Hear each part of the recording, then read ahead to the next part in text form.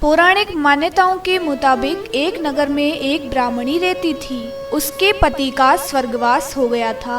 उसका कोई आश्रयदाता नहीं था, इसलिए प्रातः होते ही वह अपने पुत्र के साथ भीख मांगने निकल पड़ती थी।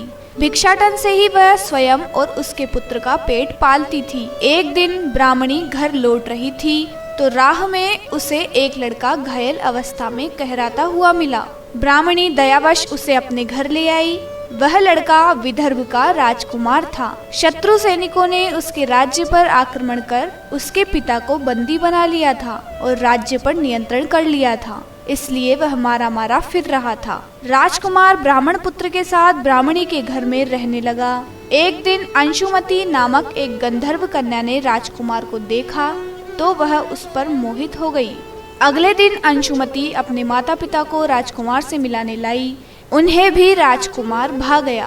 कुछ दिनों बाद अंशुमती के माता पिता को शंकर भगवान ने स्वप्न में आदेश दिया कि राजकुमार और अंशुमती का विवाह कर दिया जाए। उन्होंने वैसा ही किया। ब्राह्मणी प्रदोष व्रत करती थी।